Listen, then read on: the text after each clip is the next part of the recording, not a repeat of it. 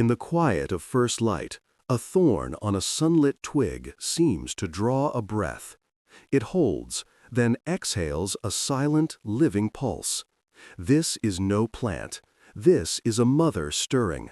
Her name is Umbonia crassicornis, the thorn bug, a solitary matriarch poised on a stem pulsing with sweet sap.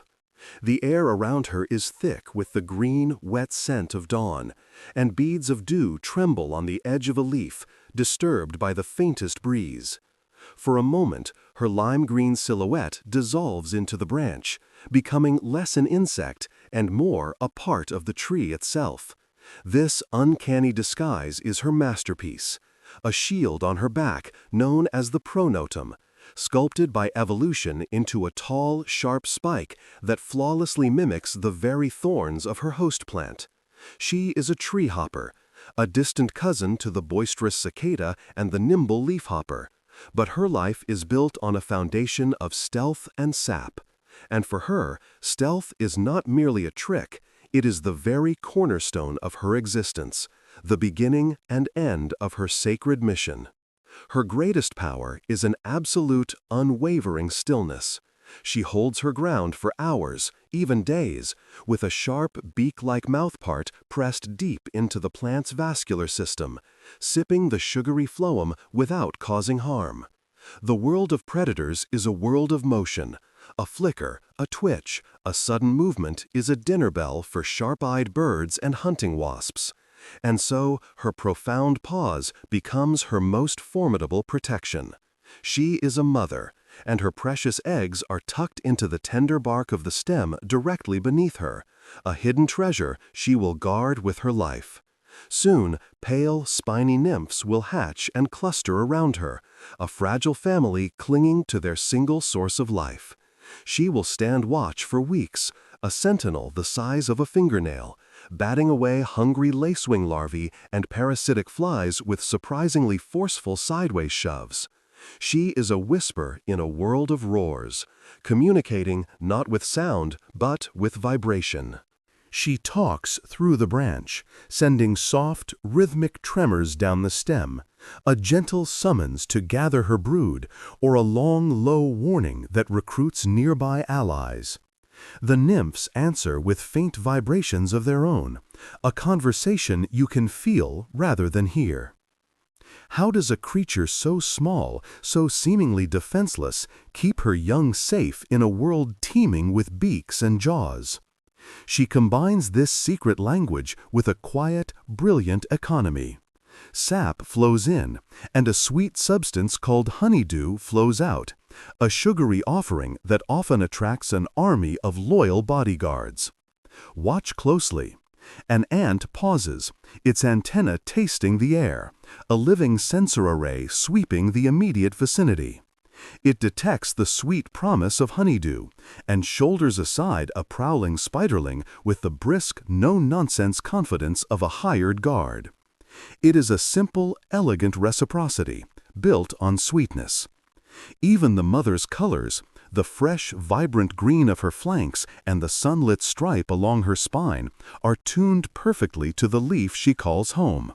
She belongs here, in a world that stretches from the dense tropical hedges of Central America to the ornamental shrubs in a suburban backyard, where a careful observer can still find her today. In our modern world, we prize stealth technology and sophisticated sensors. Her world has run on both for millions of years, with camouflage that fools the sharpest eyes and a communication network that courses silently through the veins of a living plant. Our field guide, Maya, swears she has never met a quieter, more profound teacher. And as the sun climbs higher and the stem begins to hum with the life of the day, someone else is waking on this branch. The matriarch is already listening, poised and ready for what comes next. That sharp leaf-like spike on her back is the key to everything. It rises like a tiny green sail, then settles, then rises again with each breath. This is Umbonia crassicornis, making the vital act of respiration a part of her disguise. Now, in the late morning, after a soft rain, our matriarch is perched on a cassia twig. A single perfect bead of water clings to her crest, quivering as a breeze threads its way through the leaves. A green anole, a lightning-fast lizard predator, pauses nearby. It scans the branch, its head cocked, its eyes missing nothing. It blinks once, twice, and moves on, completely oblivious. The thorn bug remains unseen, a ghost in plain sight. Here is the secret to her illusion. That formidable spike is not a stinger. It is not a weapon for attack. It is a radical remodel of her pronotum, the plate that shields the front of her thorax. Her true tool is a needle-like beak, her rostrum, tucked discreetly beneath her body, designed for one purpose: to tap the tree's lifeblood. The crest is pure deception, breaking her outline into a series of sharp, unnatural angles that simply do not register as insect to a bird's eye. A quick scanning tanager sees only a twig and moves on. When several thorn bugs align on a single stem, the effect is magnified. The entire branch appears to be a run of natural, dangerous spines, a clear warning to any potential predator. And there is another layer to this defense. Her armor is not uniform. Some females are a brilliant jade green, while others are the color of amber or rust. The exact curve and height of the spike can differ from one individual to the next. This subtle variety is a powerful defense, preventing predators from developing a consistent search image. It is a lesson in the power of diversity. And do not credit this elaborate crest for any flight she might undertake. The delicate, transparent wings that do the lifting are tucked safely beneath the shield.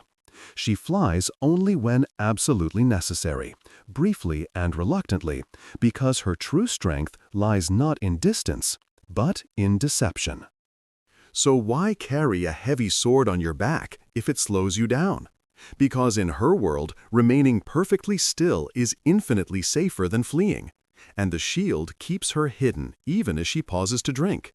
Today, researchers in biomimicry study this principle to design advanced camouflage patterns for clothing and equipment, patterns that break the human outline and fool the eye. In a world saturated with images, understanding how simple shapes can deceive a quick glance is vital to both science and design. Beneath this living armor, our mother continues her meal, drawing in the sweet phloem and transforming the excess sugar into tiny, gleaming droplets of honeydew. This offering does not go unnoticed. Ants, ever the opportunists, patrol the branch to collect this sweet reward. As a side effect of their constant presence, they aggressively drive off intrusive spiders, predatory beetles, and parasitic flies. Her shield also shapes her family life. She can perch directly above her clutch of eggs for weeks without drawing unwanted attention. When her nymphs hatch, they cluster below her, instinctively copying her rigid, motionless pose, until the entire family unit looks like a single, elongated thorn. The thorn that seems to breathe has a defense you can see, but its greatest secrets are yet to come. As the mid-morning heat builds, the branch becomes a bustling highway of unseen activity. Our mother thorn bug carefully plants her slender rostrum onto a tender green vein. You can almost imagine the soft, delicate puncture as her saliva builds a clear sheath around the feeding tube, a microscopic straw that both guides her mouthpart into the pressurized phloem and prevents the plant from sealing the tiny wound. She sips, she does not chew, a gentle parasite in a perfect balance with her host. And with that first, delicate pull of sap, a complex household economy springs into being. A perfect amber bead of sugar swells on the bark, and an ant arrives almost instantly, its antenna quivering with excitement. The mother bug tilts her body slightly, and the precious droplet rolls directly to the visitor's mouth.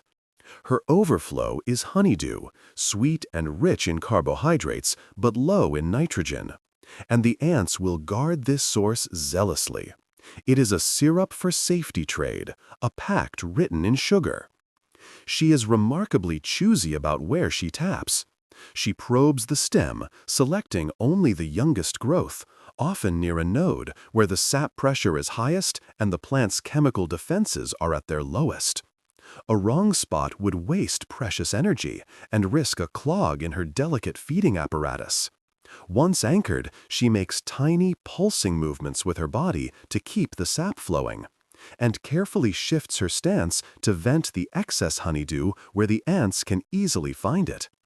How can something so small run such a smooth and efficient supply chain? The phloem she drinks is sugary but poor in essential amino acids, so she must process remarkable volumes for her size, filtering what she needs for herself and her developing eggs, and flicking the rest away to avoid creating a sticky, fungus-prone nursery. The ant patrols collect these droplets and, in return, become a formidable private security force, driving off the prowling predators and the insidious parasitic flies that would try to lay their own eggs among hers. This sugar-for-security pact, known as trophobiosis, has been shown to dramatically lower attack rates and increase the brood's chances of survival. She even times her offerings, providing an on-demand drip that keeps her guards close without starving herself, all while holding her position over her young, a rare and touching slice of maternal care in the vast world of treehoppers. You can spot this very pattern in your own home today. The leaves of a houseplant mysteriously blackening with sooty mold where honeydew has accumulated, or a sudden trail of ants marching up a balcony rail are often signs of these tiny sap feeders at work. Growers and scientists study alliances like this to design gentler, more intelligent forms of pest control. In an era of careful farming and urban gardens, understanding these tiny contracts can guide us on when and where to intervene. On a sun-baked twig, devotion looks like a piece of armor set to breathe. By midday, our mother Umbonia crassicornis sidesteps along the branch, her movements slow and deliberate, as her pale-spined nymphs settle into a neat row on the sap vein. I crouch close enough to smell the sweet, cloying tang of honeydew and hear a faint, dry tick as she braces her body protectively across them. This is not a random gathering, it is methodical, instinctual care. Thornbug mothers do what few insects dare. They stand guard day after day, week after week, keeping their brood tightly packed on the nutrient-rich vein, their faces to the sap, and their own pronotum ready to block any and all intruders. How does a creature this small maintain such perfect order without ever making a sound? She speaks through the branch itself. She sends short, coded pulses through the wood, a private telegraph tapped out with her abdomen and legs. At one coded tremor, the nymphs freeze in place. At another, they sidestep back into a perfect defensive rank. Another pattern causes them all to lift their spines in unison, presenting a more formidable, spikier appearance. Researchers have shown that her mere presence measurably raises the young one's chances of surviving to the next molt, and her silent signals shape those odds as surely as her physical body can. Even her eggs begin their life under her steadfast guard, tucked into tiny slits she carefully cut into the plant, then sealed with a protective layer of drying sap. Group living completes the strategy. A line of nymphs, all facing the same direction, mimics the look of one long, continuous thorn along the stem. With the mother positioned at one end, a living bookend of defense, predators often hesitate, confused by the unfamiliar shape. Sometimes the nymphs themselves recruit their own ant attendants with tiny offerings of honeydew. Picture one ant circling the group while the nymphs press closer together and the mother shifts her body to cover the nearest young until the intruder backs away. This matters today because, in an age of networked sensors and autonomous swarms, we are rediscovering how messages sent through shared surfaces can coordinate a group more efficiently and securely than any loud broadcast. And on a more personal level, noticing a mother thornbug on a backyard stem reframes a creature once dismissed as a pest as what she truly is, a parent with a plan. The branch will soon tremble for a different reason, as a true threat arrives and her secret code shifts from calm command to frantic alarm. The branch seems to hum, though the air around it is utterly silent. In the late afternoon on a sun-warmed stem, Umbonia crassicornis stands her ground over her pale green brood. A garden spider, patient and deadly, tests a lone thread of silk nearby. The mother lifts her abdomen and quivers, sending a low, urgent alarm vibrating through the wood. Her family speaks in a language of substrate-borne tremors, messages that race through the living tissue of the plant faster than any sound could travel through the air. Different rhythms carry different meanings: gather, scatter, or freeze. A tight, urgent flutter is the universal command to hold absolutely still. And they hear it all with their legs. A specialized organ, the subjunual organ, located in their legs, is exquisitely tuned to the plant's tiniest shakes. Who needs a voice when the twig itself is your messenger?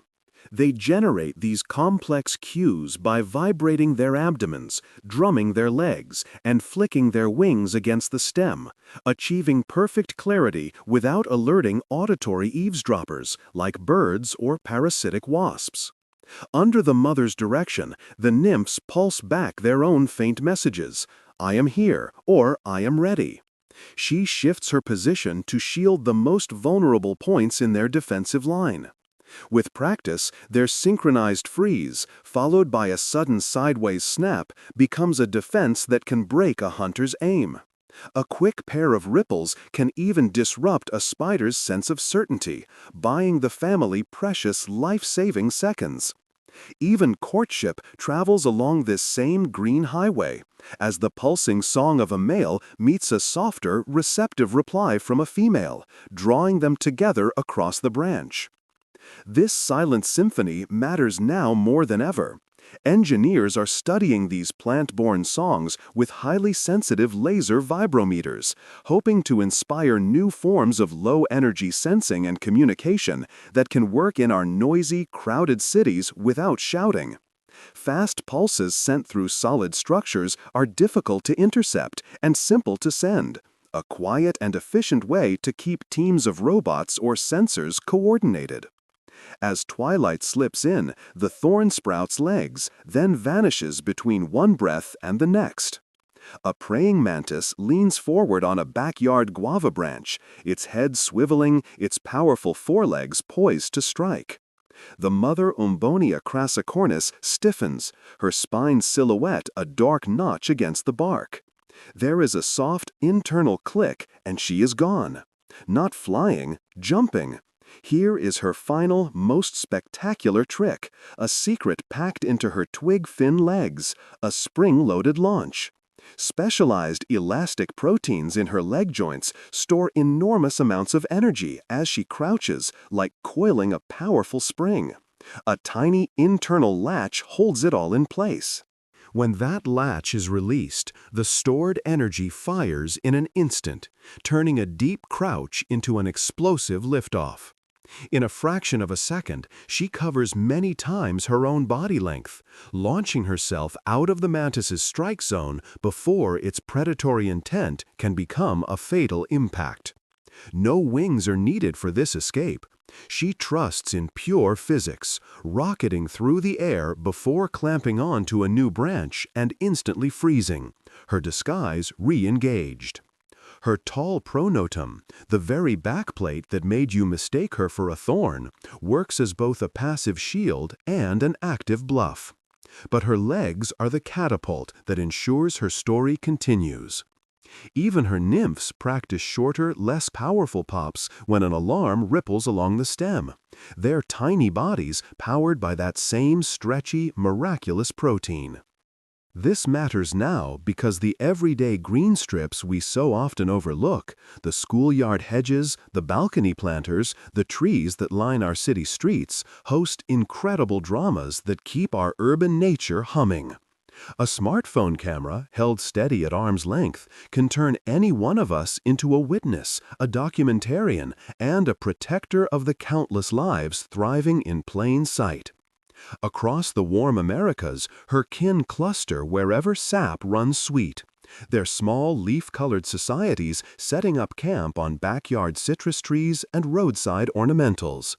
She settles once more above her brood, a living shield over a line of pale nymphs who are feeding on sap, trading honeydew for ant bodyguards and listening to the quiet pulses traveling through the wood. In the comments below, tell us which of this tiny marvel's characteristics you found the most fascinating. Was it the breathtaking camouflage, the sweet-toothed alliance with ants, the devoted maternal care, the secret language of vibrations, or that explosive last-ditch jump to safety? We would love to know what surprised you the most.